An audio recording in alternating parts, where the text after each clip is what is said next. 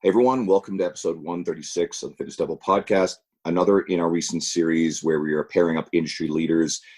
Right now, we are recording this in the middle of the COVID pandemic, but we want to make sure that these ideas will be evergreen, stuff that will benefit you years down the road and not just specific to our current times. But we're still all facing challenges right now. So this is an episode that actually talks about a lot of strategy to come out the other side of this better than ever. And we have Jordan Syatt and Mike Vacanti on here.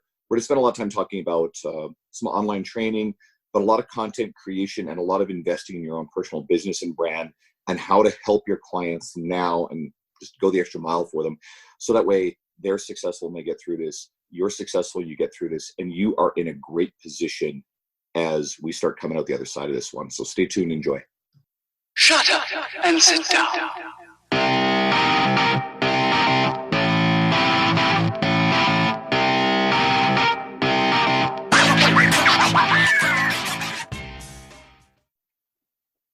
Hey everyone, welcome back to the Fitness Devil podcast. This is another in our recent series where we're taking industry leaders, pairing them up, especially if they have sort of a piece of common ground. So today we've got Jordan Syatt and Mike Vacanti on.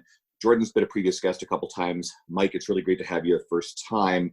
And for anyone who isn't already familiar with these guys, they're Gary Vaynerchuk's trainers, amongst many other things. And you each had your turn with it, like I think 3 years apiece, and now you guys trade back and forth every 3 months, if I'm not mistaken. You're gonna lead with that? That's the thing you're gonna lead with. More so. These guys are two of the best minds in the most successful people in online training space and content creation. They've got a podcast of their own that I regularly listen to, and I don't listen to a lot of podcasts anymore.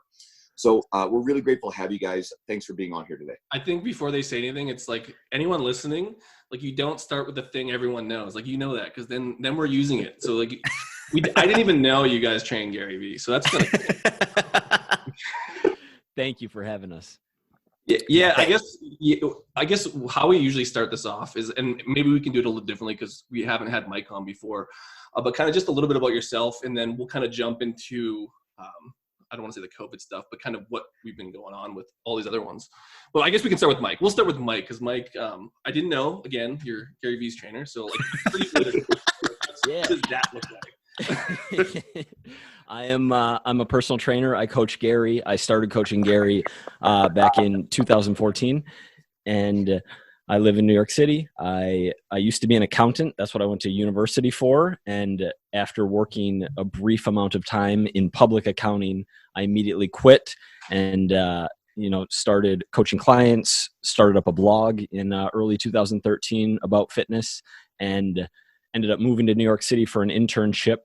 And I've been doing most of the same stuff since then, including coaching clients in person, like I think Dean mentioned, online coaching, the mentorship with Jordan, and now the podcast with Jordan. So it's great to be here. Nice. And Jordan, do you have like something like different from last time? I'm assuming you're still on Instagram. I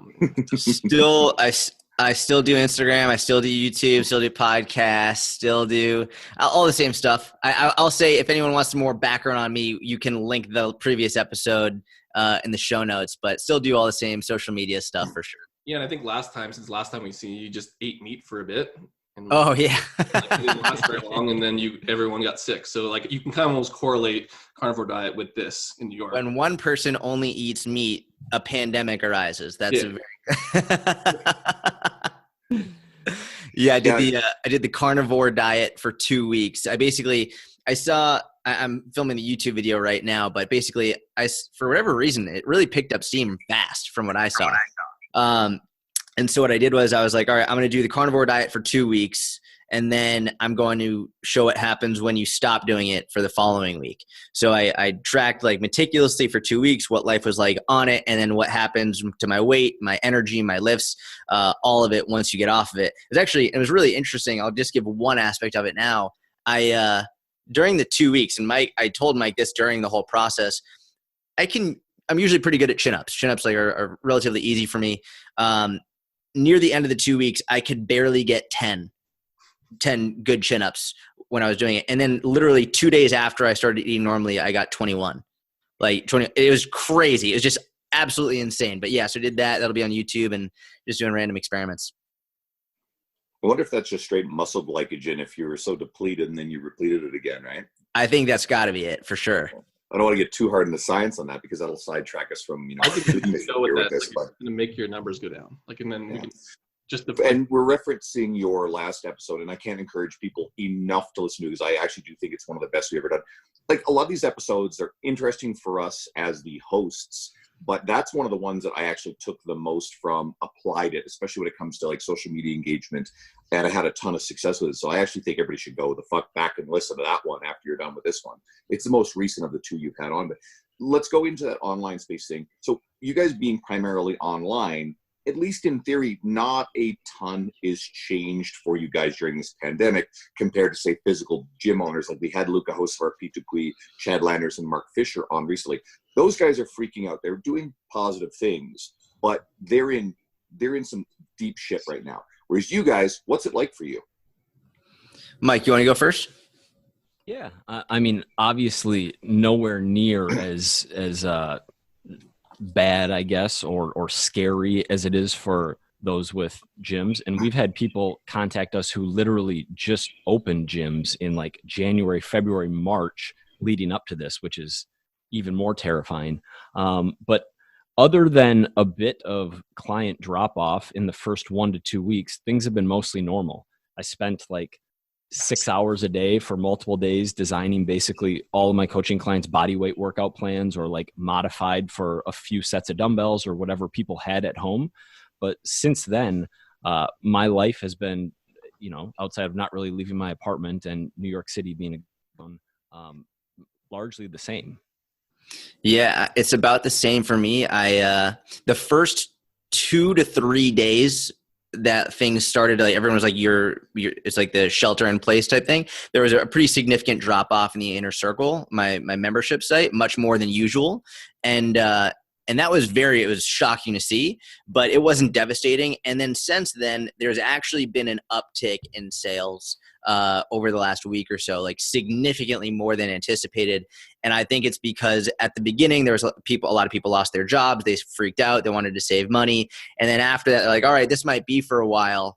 They started to come back like, okay, now I need to focus on my health. And realistically, it's $24.99 a month. It's not that expensive. And I spent a lot of extra time putting in a lot more home and body weight workouts in the inner circle to make sure everyone had what they needed.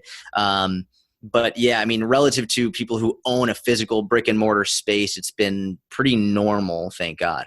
Has it changed your thought process? And like, it might have, but like, assuming that this thing's going to last long term, has it changed your thought process in the content creation portion of things, like in terms of how you're going to, I guess, plan out what you do over the next few months, content wise? I've been doing a lot more podcasting than I was before, and mainly because I can't really utilize my videographer Rico anymore. So we don't meet anymore. All the video I do is on my phone, and then I send it to him via Dropbox and he edits it. I've been doing a lot more podcasting, and I've also been shifting the style of my content a little bit more towards, especially at the beginning, it was really just funny, trying to keep people upbeat, happy.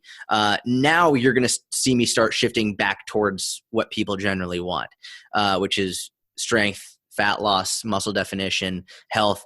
Basically, when this first started, I don't think myself or anybody really saw how long this was going to go on for. And so I was like, you know what? Don't really focus on fat loss just for right now. Just focus on keeping a good mental space, being happy. And so my content reflected that. And actually, when I would do Q&As on my Instagram, I usually get thousands of questions, and almost all of them fat loss or strength related. When all of this happened, I got significantly fewer questions, and very few were about fitness at all. Most of them were, what are my thoughts on coronavirus? What are my thoughts on this? Like, are you safe? All this stuff. So I shifted my content to reflect what people were interested in. Now when I do a Q&A, it's basically back to normal. It's basically exactly what people want from the very beginning. They want to lose fat. They want to get stronger. They want to be healthy. They want to figure out how to have more healthy foods. They want to figure out how to get motivated to do things that they know they should do, but they're not. So now my content is really shifting back more towards what I usually do. I think we're seeing, I found the first week as this started to escalate, every day there's some crazy update. And I found that profoundly stressful and really difficult to adjust to. And then it leveled off. And then, there's another kind of like negative sort of couple days of updates. And we're up in Canada, so we're in Edmonton, and Edmonton's not a hot spot for this stuff. It's here for sure. But in Canada, I think Quebec's getting it worse. Toronto's got a bit of it, but the west side of the country's actually done a really good job of the quote flattening the curve. But I settled in, and I feel like a lot of people do the same thing, where you settle into a new norm, a new reality. Now, I'm always careful, because there are some people who they're in really dire financial straits right now, and I never want to be insensitive or to dismiss like the really looming present stress of their situation, where they are worried about paying rent this month, and they've got a landlord or a business where they're not willing to budge on it, right? And so those people, I feel fucking sick for those people. But through my conversations, my friends in the industry, my clients, and a lot of people, there's a few people who are in hurting mode right now. There's actually a lot of people who are doing okay. And so that helps ease my mind a bit. And then it helped me adjust, find a new normal. And then where I couldn't find that energy to do the extra things like write podcasts or keep my writing going, or even post much on social media, I found that sort of settle back into normal again. And I'm kind of hoping that that's been a lot of people's experience. And it's a new normal. We've kind of adjusted to it. And hopefully then a lot of people are in a place where now they can kind of carry on with those constructive things that will help you hit the ground running when all of the restrictions are lifted. That's why it's interesting hearing Jordan's take, because essentially your Q&A or your DMs is kind of a good experiment on to kind of people's thought process, because you do have the attention of that crowd. It's kind of interesting hearing you say that in the DM questions, because that kind of mimics what Andrew just said. Have you kind of noticed that same thing, Mike? Like in terms of how you've created your content and where you've kind of moved it as the weeks have gone by? Yeah. So right now I'm a bad example of this, because my coaching business is in a place where based on SEO from articles I've written over the last 7 or 8 years and client referrals, I'm kind of maintaining my client base, outside of these first 10 days of Corona. But over the last many months, I've been in about the same place. So the extent of my content right now is basically the weekly podcast that I do with Jordan.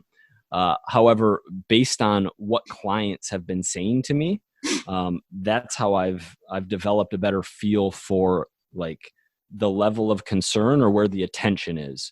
Whereas for the first 1 to 2 weeks, it was much more, a lot of fear, a lot more anxiousness, a lot more, cancellations, obviously, but even in clients who maybe just wanted to take a couple weeks off or 2 weeks off of training, that has shifted to how can I optimize this time? Can I add more training days? Can I do longer workouts? Is this a good time to focus on going to fat loss, since I'm not going to happy hours and parties and going out? And so the focus from the client side has drastically shifted over the last couple of weeks, for me at least, to a greater focus on fitness. Well, maybe this could lead to some background. We just had Lou Schuler and Lee Boyce, and we were talking about writing. And a lot of it, like one of the questions was surrounding should we capitalize on this pandemic stuff to then filter into our writing? And their answer was largely I think it comes down to the cream are going to always rise, and people who write evergreen stuff that's going to last this pandemic are probably going to be the things that, again, kind of keep popping up. Is that the same sentiment with Instagram? Because I know Instagram is more about trending and topics. So what are your guys' thoughts on, content creation with that in mind? Hey, I want to clarify just to make sure I fully understand. Do you mean how does this affect our content on Instagram now? How should we? Yeah, absolutely. Just because right now you could, I don't want to say capitalize, but what's trending is obviously we're in a quarantine and homework. Correct. And all this stuff. And is that something you're attacking, or are you still kind of doing that evergreen, mentality that they were kind of recommending with the writing portion? So if you had asked me this 3 weeks ago, I would have said, stop focusing on fitness content. And I still stand by that for where people's heads were 3 weeks ago. Now I say, go back to what people want. Go back to helping them with their fitness. Go back to helping them with their nutrition. Definitely adjust it to what people need right now. Because I think I'll tell you this, one of the things I've been doing is one of my recurring pieces of content that I do on Twitter and Instagram is my unpopular truths. And I basically say unpopular truth, and I bullet point 2, 3, 4 things that people that are just facts and often myths. I've sometimes changed that to say, instead of unpopular truth, I just say random quarantine thoughts. And then I do the exact same thing. It's same bullet points, still just facts that oftentimes people have myths associated with them. But I just changed the title to be more up to date with what's going on in people's heads now. It's still relevant, whether it's today or in 3 years, and it's still going to help them with their goals. But it often hits in a way, it gets their attention in a way, okay, well, what's going on right now? So I think they both work, they both matter, and they both help people. You also have to remember that Instagram in and of itself is a platform based on current trends right now. The post that you make today will not necessarily matter in a week or 2 weeks, because usually the post will only pop up on people's feeds for 48 to 72 hours max. So I would say if you're going to focus on long-term evergreen content, if you will, I would say focus on that for YouTube, focus on that for your long-form articles, focus on that for your podcasts. But for your TikToks, for your Twitter, for your Instagram, that would be more relevant to what's going on today, but still talking about things that are important to helping people to achieve their goals. That aligns very closely with what Lou Schuler said. He was a big proponent of, especially when it came to long form writing. He kept saying this stuff is on the internet forever, right? So you want to have stuff that, again, the word is evergreen, that keeps coming up. So yeah, that makes tons of sense. And and the reason why I want to ask is because like I would agree, and I would tend to think as a user, I'm going to go onto Jordan or Mike's Instagram, and like you said, it's going to be hard to scroll back to like 2 years. What was Jordan saying? That's going to take way too much time, and I just don't feel like people are going to do it.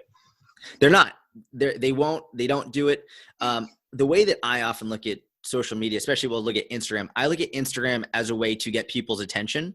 And I look at something like a podcast or a YouTube or a long form article as a way to really build a better connection and to really teach them more. People can only have so much time and learn so much from a very quick Instagram video, Instagram post, tweet, whatever. But when you take them from that platform to a longer form platform where they can spend more time, invest more, care more, they can get more value from it. So if you really break it down, even in one piece of content, there's a writing formula. I'm sure Lou Schuler is very well accustomed to this. It's the AIDA formula: attention, interest, desire, action. It's like very popular, very common. You learn this in Writing 101 in college. But AIDA is you get their attention first, build their interest, build their desire, then you get them to take action. It could be in any number of things. It could be for sales. It could be for getting them to take action with fitness, whatever. If you break this down, you also have this for each social media platform. I look at Instagram as attention. Like you get their attention on Instagram and then you build up their interest. And then from there, you funnel them to other long form platforms, YouTube, podcast, long form articles to build their desire. And then that gets them to take more action. That's sweet. Mike, do you have anything to expand on that? I know we just sidestepped you, but I'm sure you have like great. No.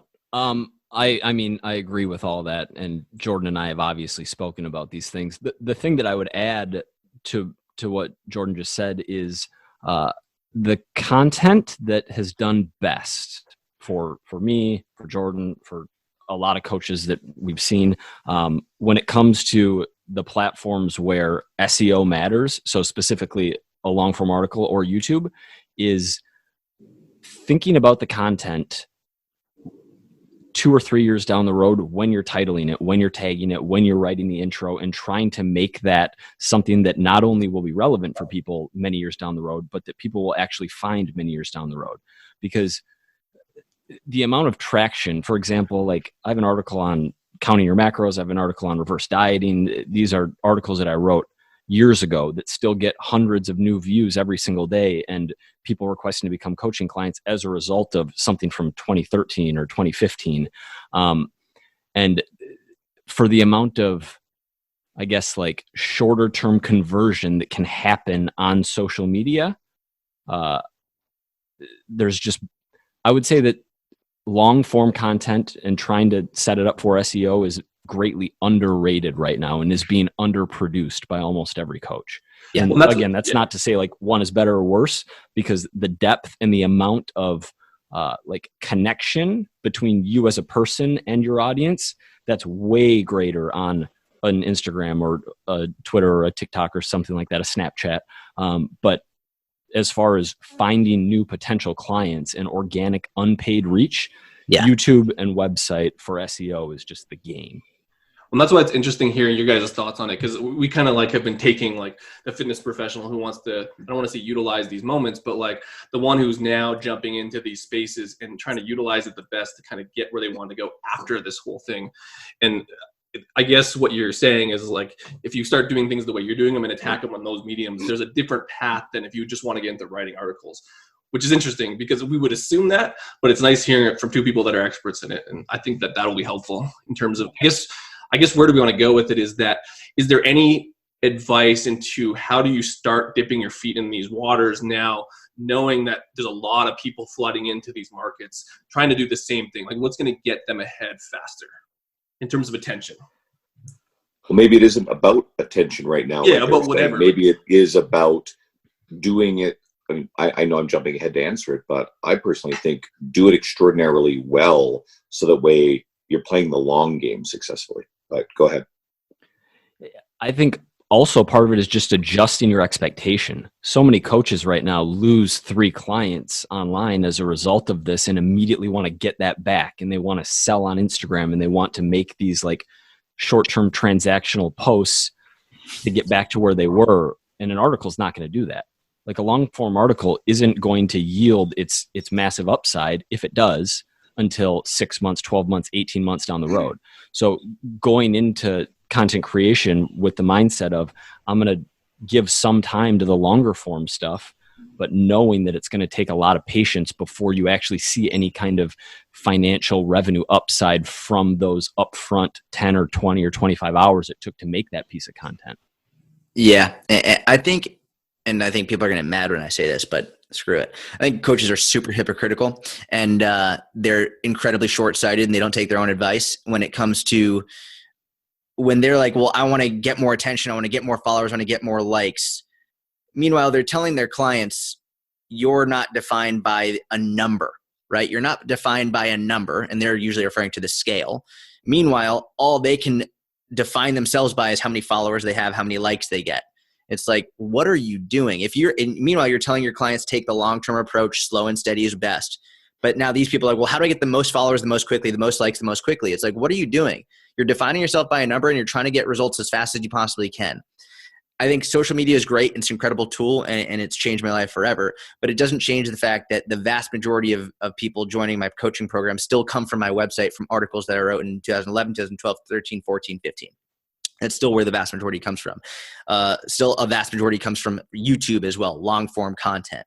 And these are pieces of content that if you scroll back through my YouTube, like I have videos that have less than 100 views, like a lot. I have videos that like don't do very well. I think most people, they're quick to go on Instagram and TikTok now. TikTok's huge now because people are like, you can go viral so easily. It's like, you're an idiot.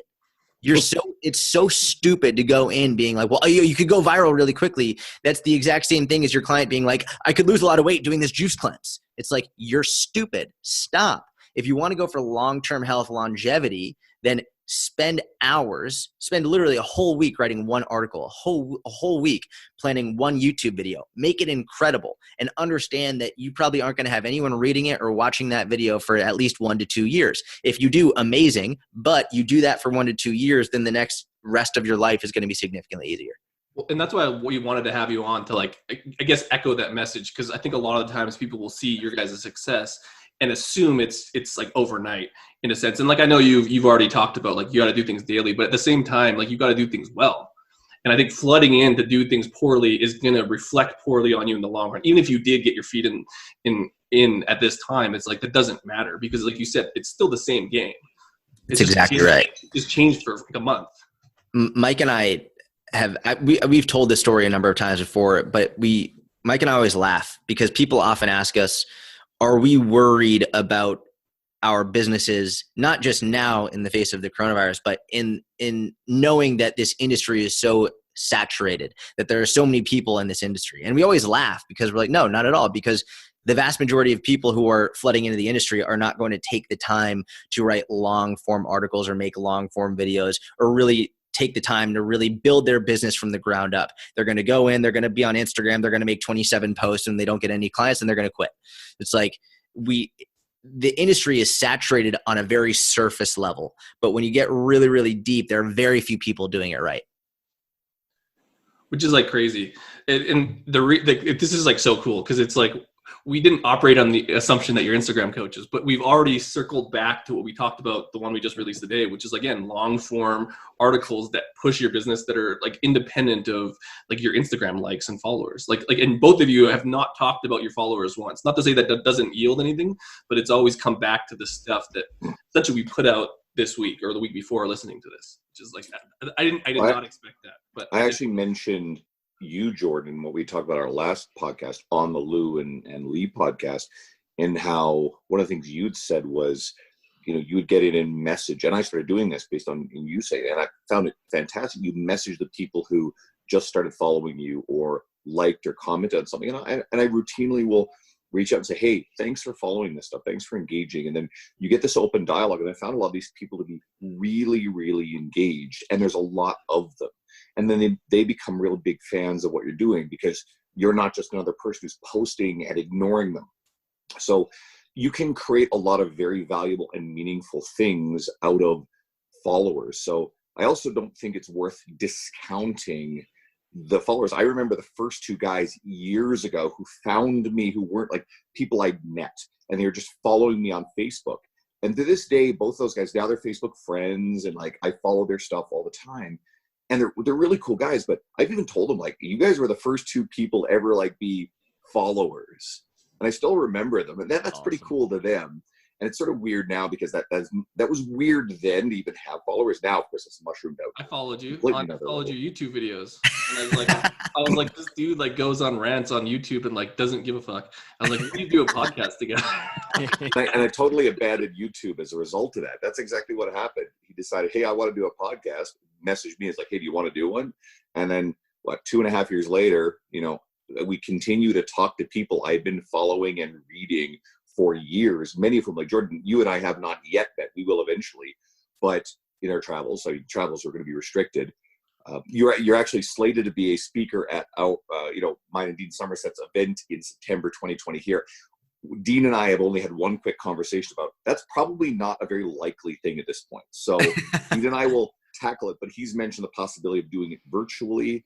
Oh, nice. We haven't made any sort of decision. Obviously, we got to talk to all you guys, but the likelihood is to be able to postpone it further may not work. So maybe we'll see if you and Christian Thibodeau and John Goodman and Sam Spinelli and Lee Boyce is one of the people involved in that. There's others. We'll see if maybe it works to have something done that weekend as a virtual event. Who knows? Yeah. We'll cross that bridge when we get to it. Just perhaps you in the podcast to tell you you're doing this stuff. Well, he doesn't sound like he's totally segueing right? this. I'm segueing it to, like, we kind of talked about, we're getting back to the point because I want Jordan and Mike to do more rants because I already know Andrew's.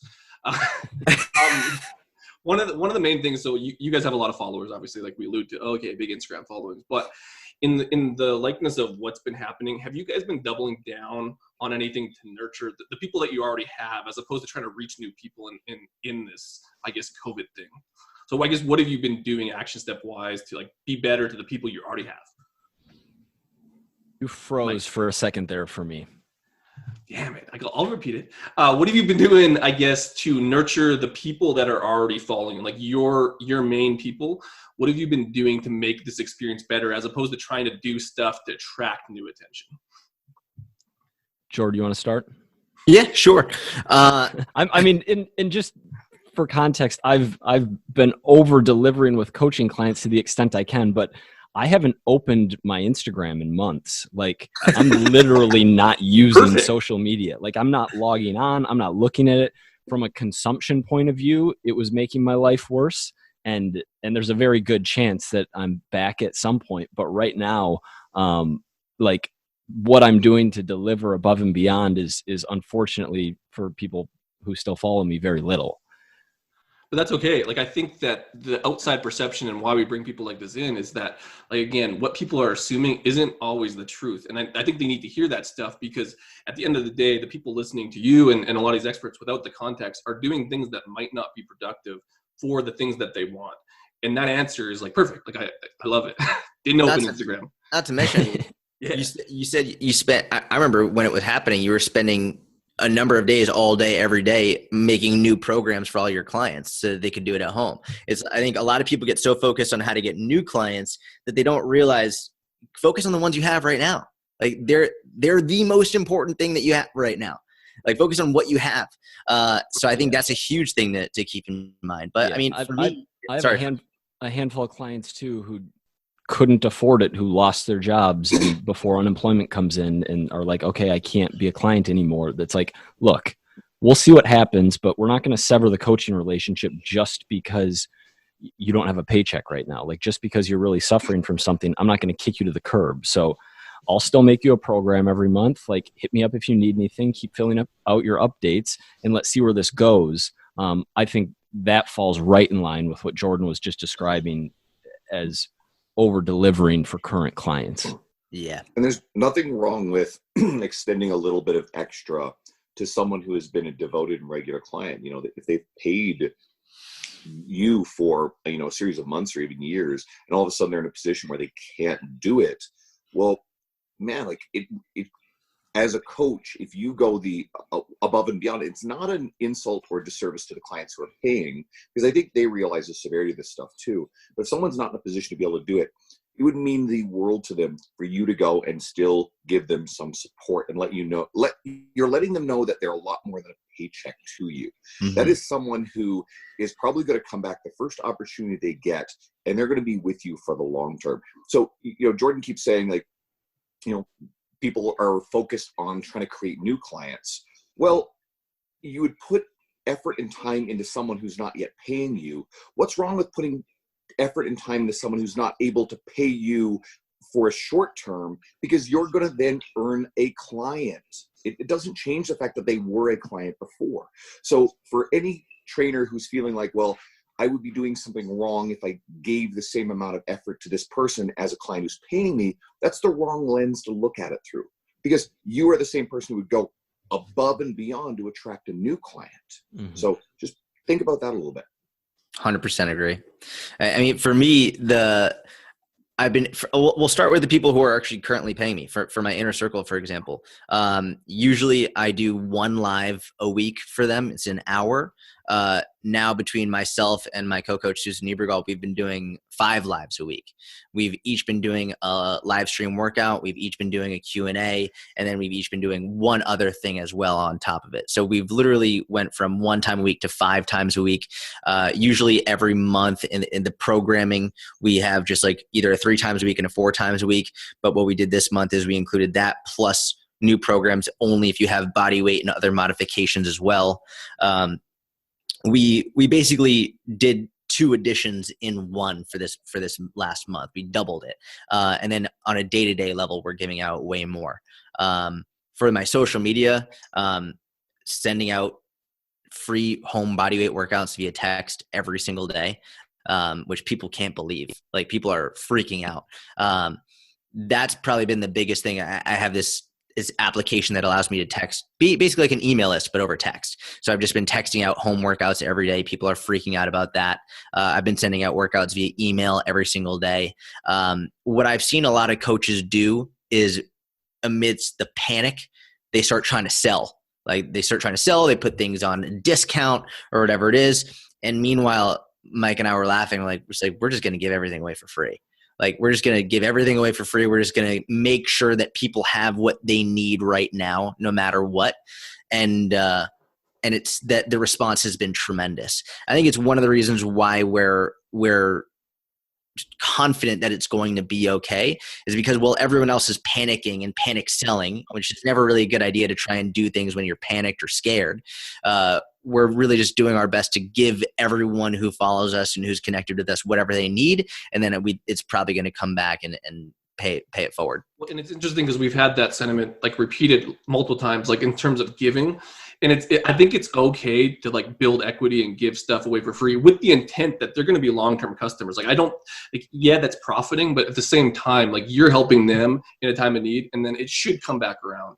And I think a lot of people, like you said, are scared, or they just want to sell, or they just want to do all these other things. But I don't know. I predict, and maybe that's where we go in terms of predictions, but like, I predict that the people who do the stuff you're saying are going to be the ones after this whole thing's done who are probably going to pick up. But do you, I guess more specifically, do you have any predictions in terms of all this new stuff everyone's dabbling with and all these new methods and customer service opportunities? Is there going to be anything that you see that's going to outlast this pandemic. So stuff that's going to exist that people have tried in this process that they're going to continue to do because they see it as a benefit, even in finances. I guess, Mike, you can start off. I don't know if this directly answers the question, but one thing that I think people should do in the future, and I think a lot of people will as a result of this, and a lot of people won't, but it's the cliche of saving for a rainy day. Like, the reason why so many coaches are needing to sell right now in a time when not many people are buying is because they have themselves in a pinch. And obviously not all of that is self-imposed, right? Like, there are people living paycheck to paycheck who have busted their ass to get to where they are, and that's the best they could do. But there are people who bought $200 Jordans and go on however many vacations and buy $100 bottles of whatever and have run at break even for so long and now are freaking out when shit gets shut down. It's like, you know, we're all responsible for where we are to an extent. And so I think going forward as a result of this, like, some people are calling this a black swan event. Like, things like this do happen in life, and sometimes multiple times over one's lifetime. And so being in a position where you have a safety net of savings to get through it is a really good idea. And I hope that's a trend that picks up on the back end of this. Andrew, had you been calling? No, he just wants to talk about black swan. Every time this comes up, like, I've heard his rant. Okay, Andrew, what's your black swan? Well, I absolutely have been using the term black swan because I think right now, you know, people want to go and read. You have more time. Go read Nassim Taleb's Black Swan. Go read Anti-Fragile. I wrote an article I haven't published yet. I actually was sitting on it before all this stuff, and now I got to try to repurpose it. And it was really about the illusion within our industry that our incomes are unstable and insecure, and it actually comes from some of the stuff that Taleb writes in Anti-Fragile. And we're going to see an exodus out of this industry for people who couldn't handle this shock. The people who have trouble with the unstable nature of our incomes on a good day, let alone during this crap. So they're going to be fleeing to become paramedics. They're going to be fleeing to become things that they can get into and involved in fairly quickly that either have a stable and secure wage in a similar situation, or they're going to prepare for something that may never happen again. Honestly, it's not a terrible idea because God only knows. Or they're going to be looking for salaries. Now, what do we know about a lot of our clients and a lot of people with salary jobs right now? That just went from 60,000 to zero. It's binary overnight, right?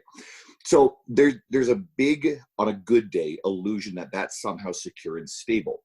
Where I think that what we're seeing in our industry is people they've learned to pivot. They've been able to adapt to the situation. They've gone into the virtual space. We're talking about Dean Somerset going and doing all his client training sessions. I don't know if he's lost many hours in the week. He's doing it all virtually over Skype or Zoom. You know, some people are going a little bit more into the online space. We talked with Chad Landers, Mark Fisher, actually P2P, all of them, about not necessarily rushing into that space and doing it poorly, but those guys want to do a really, really good quality job later on. But we have a ton of ability to shift and adapt to small shocks. And we can anticipate if our income goes down by 5-10% over the course of a couple of months, well, we can work harder. We can redirect our energies to try to recover from that. And again, that's the best of circumstances. This is a major shock that's actually affecting everybody. So I actually think that we are in one of the most beneficial positions to be able to adapt. And a lot of people are going to learn to adapt right now, or a lot of people will choose that they're going to have to get the hell out of this because they just can't handle the stress. So I think that we are, if you want to go back to those books, I think we're quite anti-fragile if we choose to be in this industry. And I can't recommend enough that if you are interested in literature, go read those two books, and it might change your entire perspective on just how bad this all was. And I know it sucks, and I'm not taking anything away from that, but there is opportunity within this. The obstacle is the way. There is so much opportunity that is going to come out the other side of this event. It's just stressful, the uncertain timeline that we're all facing. Look what you did, Mike. That's all new. I should have prefaced it by like, no black swan comments. Fooled by Randomness. Fooled by Randomness is a third book that I think preceded the Black Swan. That's also very good, but yep. It's spot on with the like, people think of entrepreneur and personal trainer, and especially with online business is entrepreneurial. they think of that as riskier compared to like a quote unquote normal job with a salary. With a normal job with a salary, you either have your full salary or you have zero. With this, with like you can take a 20 or 30 or 40% hit to your income, which really sucks, but that isn't all or nothing. That like you're still in the game. And so it's an interesting way of thinking about risk. But I think that's helpful to like talk about that, because again, like the assumption is you're online coaches, you got a big following, Gary Vee's trainer, all the stuff that you guys are doing fine. But I think part of that is, like you said, you took care of business before this stuff. And if anything's there to learn, and we had Pete Dupuis on, he's putting everyone on notice. Like everyone's got to step up their game because Cressy's coming out with crazy stuff the next time this comes around. But I think that it's good to like repeat that message. Is like the people who are doing well, they're gonna fuck you up when this thing's all done. So like everyone's got to get better because I like that.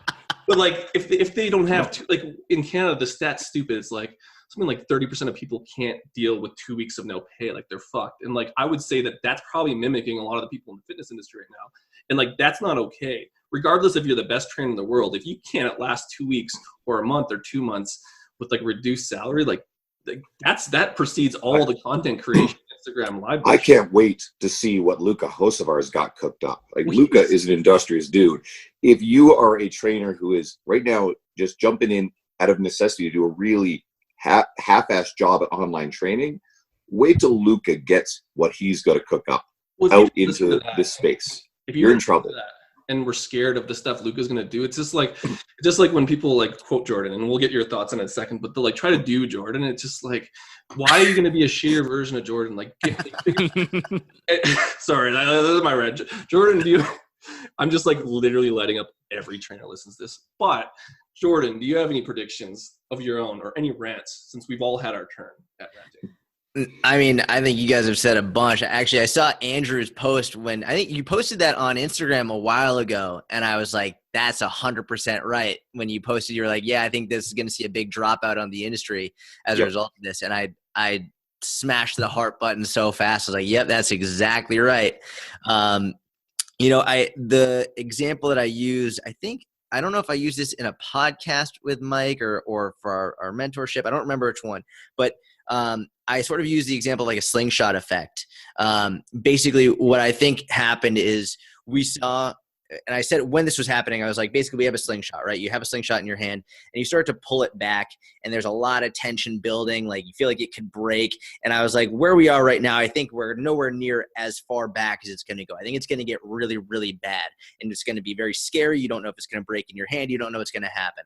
But once this all is over, we're going to see a slingshot effect where it not only goes to where the status quo was right in the middle, but it's going to go further.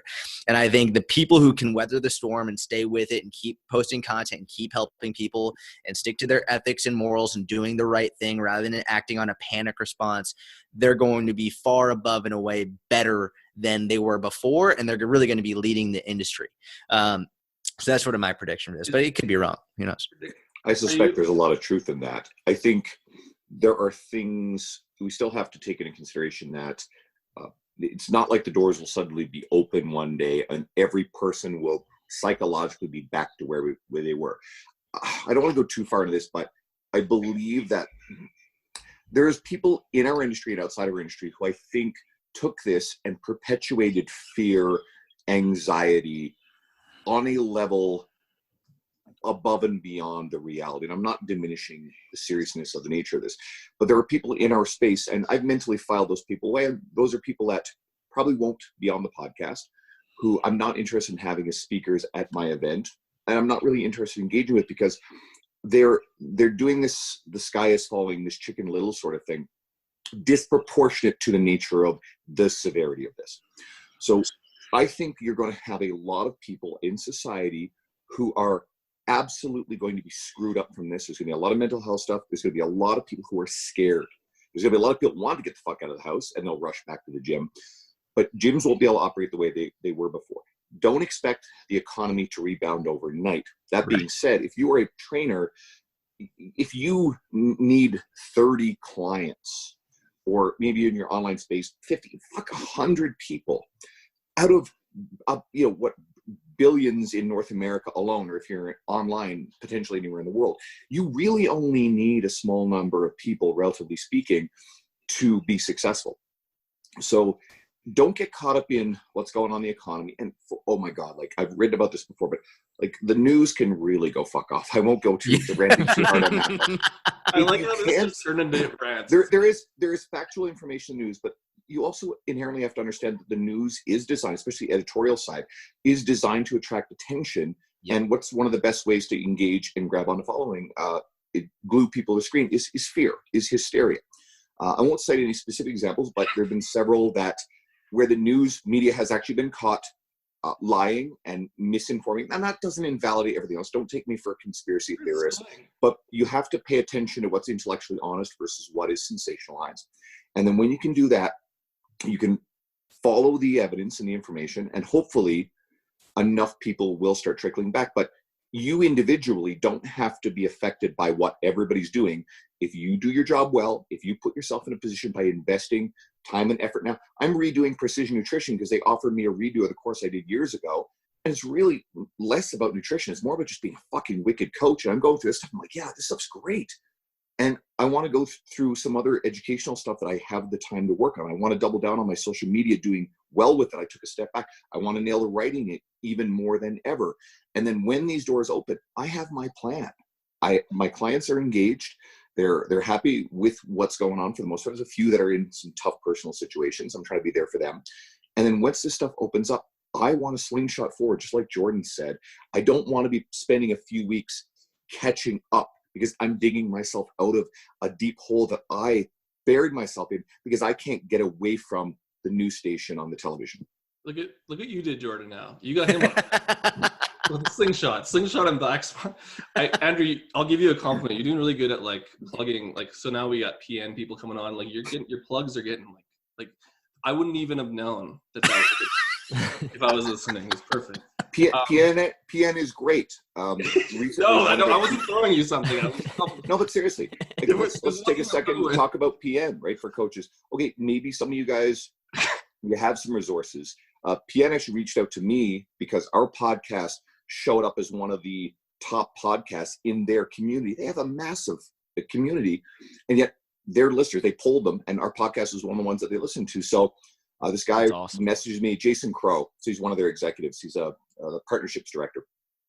And he's like, hey, I'm from PN. We're this. And I respond, I'm like, yo, like, I love you guys. I have your certification. Cool. And he's hoping that we would feature some of their guests. So I said, absolutely, right? I said, I love Krista Scott, who I've been talking to about bringing her on here. Krista, go back and listen to that episode. It's amazing. We had Adam Feit and Craig Weller, who are two of their lesser known in terms of like brand names. And then Jason and I are talking about hopefully getting, I can't promise this, but eventually John Berardi, right? And John is a superstar in our world. Telling people that, because what if he doesn't like that?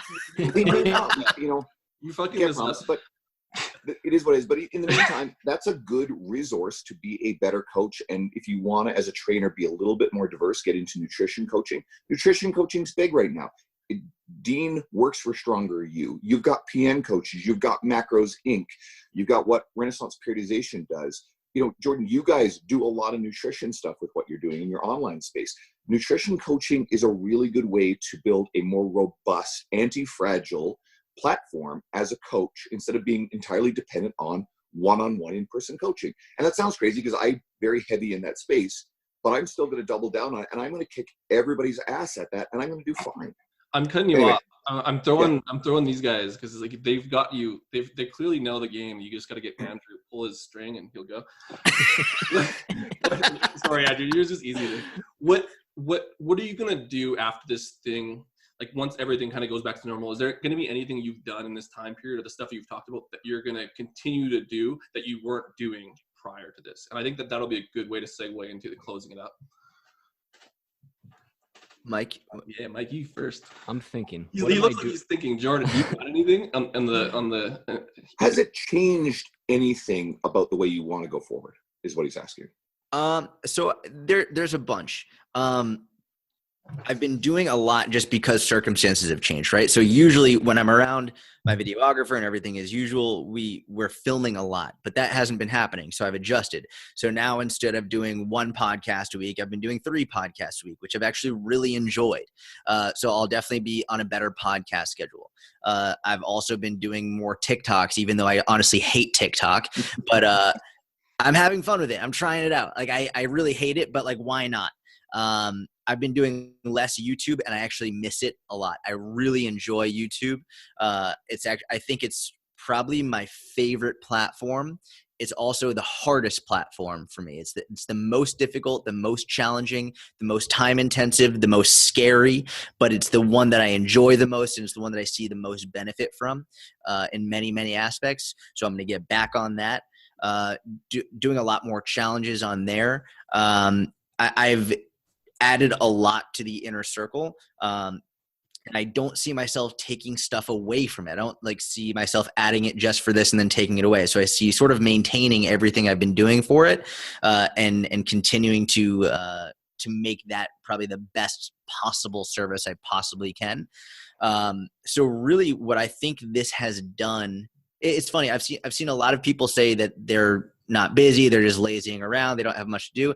I've been busier than ever. Like I've been working harder than ever. My days have been packed from like 8 or 9 in the morning, usually until like 8 or 9 at night, with a ton of content, a ton of interaction, a ton of speaking to people, doing free calls, just DMing and new types of content. So, and actually, I think one of the greatest benefits of this is I've been on a better, more regimented schedule than I've ever been in, probably since before Gary.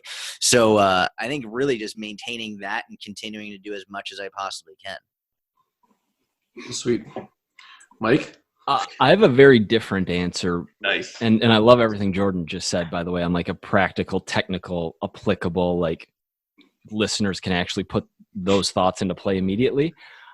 What this has taught me, or what I've benefited from the most, is putting, like, I don't want to say self-improvement, but putting things first that make me better and make me more whole, such as like the lack of total movement I've done being quarantined is like the most obvious one, and placing a greater focus, at least back on my own fitness, because I know as a result of that, my mental health, my work ethic, like a lot of the good things about me following a disciplined fitness protocol for myself. That includes nutrition. Like, it was quarantine and I was like, you know what? I'll try and make some muscle gain. I'm going to be laying around. My girlfriend's here. Like, I'm going to eat a lot, and gained excess fat in that amount of time, which from an aesthetic point of view, whatever, like I don't actually care, but from how I feel on the day-to-day perspective, how I'm sleeping, like eating more processed and more shitty foods just has led to me not feeling as good. I've incorporated more reading, more meditation, more prayer, more like of that side of me, which at least for many years was largely absent, with such a focus on content, such a focus on, I think a lot of people do a really good job of making content and doing it for the right reasons.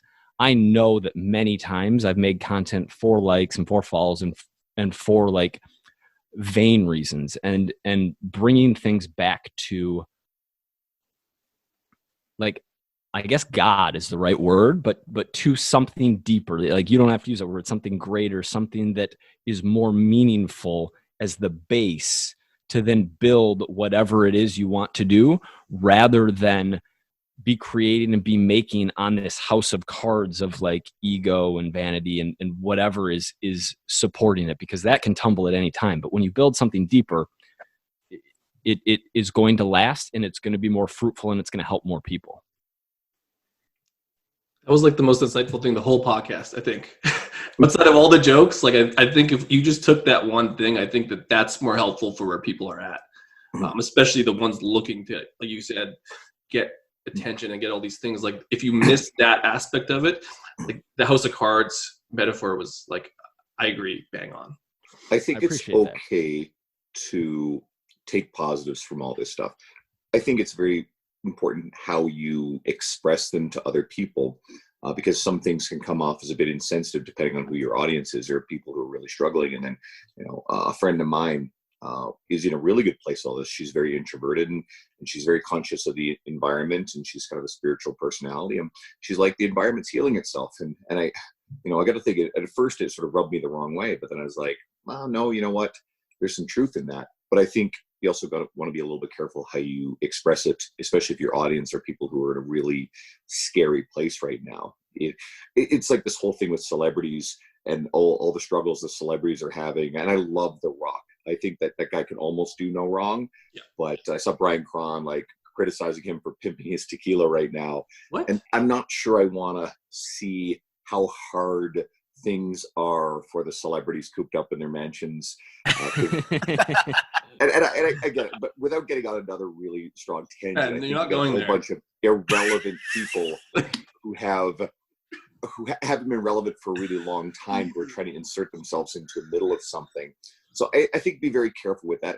And for those of you listening who are actually in a really good space, maybe be careful about what aspects of that you show. Like, I'm still putting up some video of me lifting in my home gym. And part of me is like, not everybody has all the stuff I have. But I'm like, no, it's evergreen fitness information. I got a weird comment from someone I know, and I showed how to use a band or double up a band and use it instead of a V-bar handle for a landmine, right? And then so she kind of got pissy about it, saying that she only has 3-pound dumbbells and all this sort of stuff. And my polite response is, well, I've actually put up a ton of stuff at programs and stuff for dumbbells and for bands.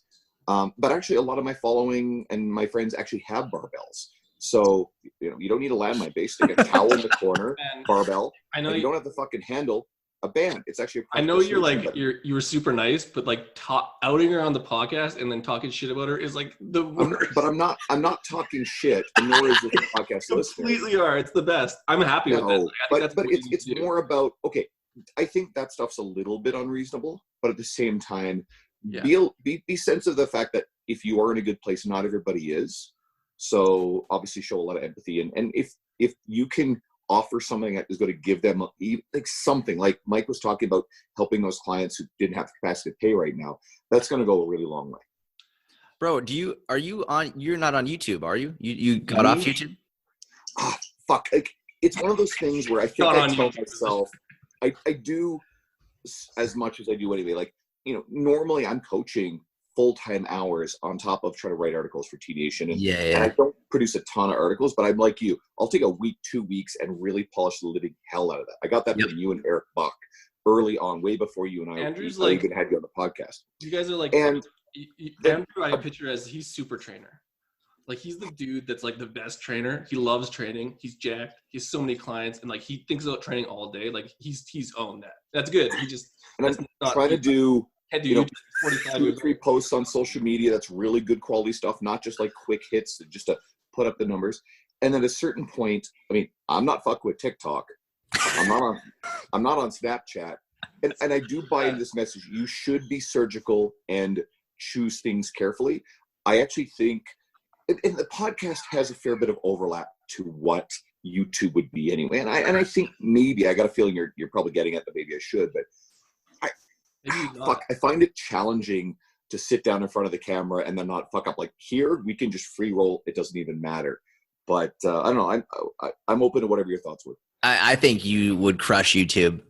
And I know exactly what you mean. It's much easier to sit down, jam on a podcast, and speak without worrying. It's different when it's you and just looking at the camera and it's only you. And then you can hear everything you're saying almost like a laser focus. You're like, why did I say that? That was stupid. I need to start over. But I very much think that you would dominate YouTube, and I really think you get on it. He's actually a super trainer. I will give it some serious thought, because I think you got a point there. I think it could be valuable. And right now we've got a little more time. And even if it was something that do it a couple times a week, for 5-minute stuff, because I struggle with consuming YouTube stuff that lasts anything longer than 10 minutes personally. Yep. And I know people argue long form content versus short. I like long form written stuff. I struggle with videos, but a lot of people like videos. So I think that people also use this as an excuse not to do long form content, because they say, well, nobody has any sort of attention span anymore. Okay, well, if everybody's thinking that way, that it creates more space for people to do really good long form content. Yep. I think one of the most underutilized spaces in the video world is technique videos, like really good longer form technique videos, and like barbell, body weight, kettlebell, dumbbell, bands, landmines, all of that. Like I think that still drives my single leg RDL video and my batwing row video. Those two, among the hundreds that I've done, continually drive thousands of people to me, and they're on YouTube, and like they're not well done, they're not well produced, terrible sound quality. I was awful, I was nervous, I was shaky, I was red in the face, but like those videos consistently do well for me, and I have a bunch of them. But I think that space, and I think I mean, I don't know what you would do, but I think that you would crush it, and I would love to see you on YouTube. I think because I've been, I went and bought a mic and a nice camera because of the videos I needed to do for the T-Nation stuff. So I do blocks of filming.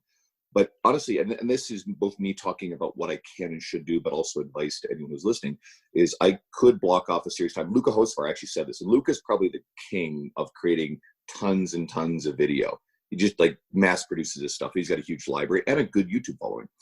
But take a bunch of hours, set it aside, film, practice it. I'm better than I was because I practiced it. I fuck up plenty.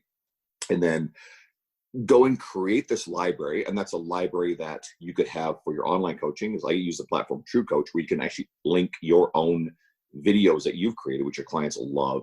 You can share it on YouTube. You can take pieces of that becomes content that's evergreen that you can share on your Instagram, which is high quality. So you can repurpose all this sort of stuff. And I know this stuff. And so for anyone who's been struggling with it, it's okay to struggle with it. But there have been people who we've had on this podcast who have inspired me to do things. You have inspired me to do more things that have been positives in my career than any other guest we've had. Okay. Thank you, man. And no one will, there are other people who have done a lot for my career. I consider Dean Somerset a massive role model in a lot of things I've done, but you will not hear me say on this podcast that there's anyone who I have taken more direct things from than you, especially when it comes to social media growth. Anybody who's been engaged in mine has seen that my following it's not yours. I mean, I still only have like 3,600 followers, but that grew really rapidly when I was investing effort into it. I temporarily got thrown off it because of this stuff. I am going to jump back on as a result of it. So I hope people, we mentioned your last podcast with us, but guys, if you're interested in stuff, go back and listen to Jordan's podcast, but also go back and check out the one that you guys do together. So what is the name of the one you guys do together? Because it never sits on my mind. How to become a personal trainer. Okay, so good stuff. And it's some of it gets very entry level, but some of it's very advanced. So guys, go back into that stuff, because if this is the stuff you want to explore, this is one of the few podcasts that I actually spend time listening to. I don't have enough time to listen to everything that's out there, but this is one of the really good ones. So it's great. And then, if you're listening to our podcast, you're hopefully a fan of good quality podcasts. I like to think ours is pretty good. This one is really, really good. So go and add it to your library of stuff. Okay, please. Because it's like, thank you, man. Anyway, and I guess let's end it where, and again, where do we find you guys? And we could start off with Mike, because we just basically told Jordan how awesome he is, but like you should follow. You should follow Mike, dude. You've inspired Andrew. He doesn't want to say it, but like you changed his life. My name, Mike Vacanti. My website's ontheregimen.com, but if you Google, and I'm Mike Vacanti on all social media.